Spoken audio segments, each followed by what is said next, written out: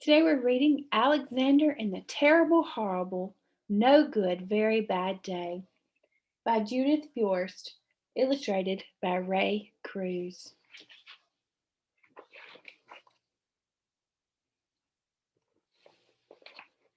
I went to sleep with gum in my mouth, and now there's gum in my hair.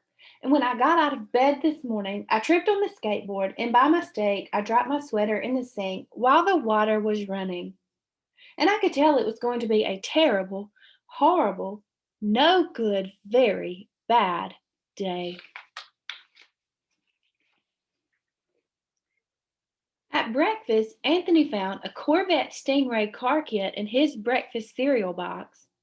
And Nick found a Junior Undercover Agent code ring in his breakfast cereal box. But in my breakfast cereal box, all I found was breakfast cereal. I think I'll move to Australia. In the carpool, Miss Gibson let Becky have a seat by the window. Audrey and Elliot got seats by the window too.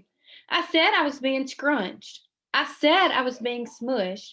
I said if I don't get a seat by the window, I'm going to be car sick. No one even answered. I could tell it was going to be a terrible, horrible, no good, very bad day.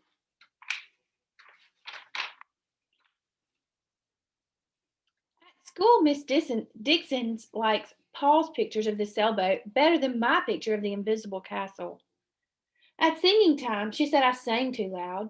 At counting time, she said I left out 16. Who needs 16? I could tell it was going to be a terrible, horrible, no good, very bad day. I could tell because Paul said I wasn't his best friend anymore. He said that Philip Parker was his best friend and that Albert Moyo was his next best friend, and I was only his third best friend. I hope you sit on a tack, I said to Paul. I hope the next time you get a double-decker strawberry ice cream cone, the ice cream fart falls off and lands in Australia. There were 2 cupcakes in Philip Parker's lunch bag, and Albert got a Hershey bar with almonds, and Paul's mother gave him a piece of jelly roll that had little coconut sprinkles on top.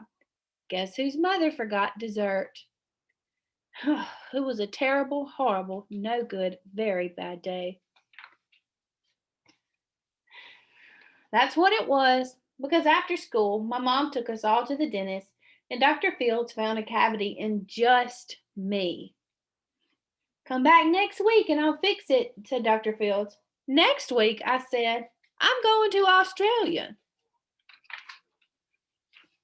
On the way downstairs, the elevator door closed on my foot while we were waiting for my mom to get in the car. Anthony made me fall where it was muddy, and then I started crying because of the mud, and Nick said I was a crybaby. And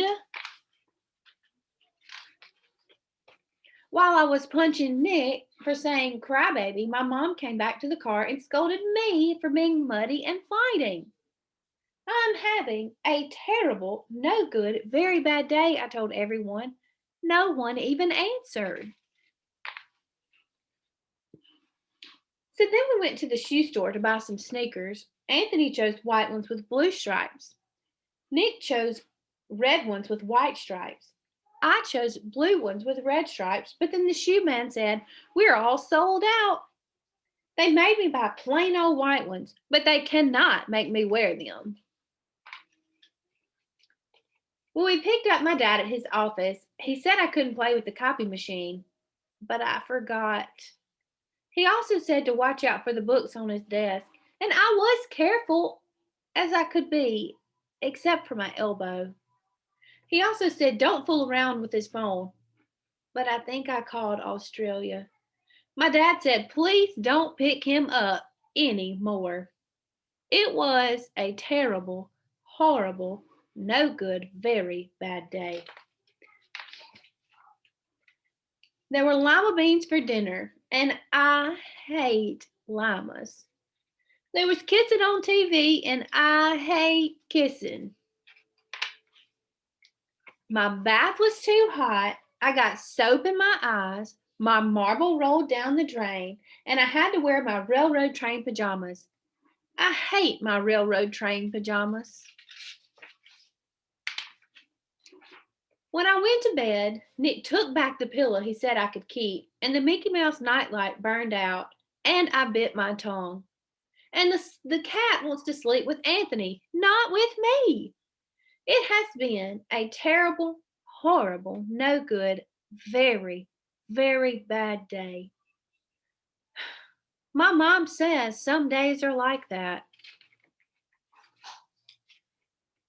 even in Australia.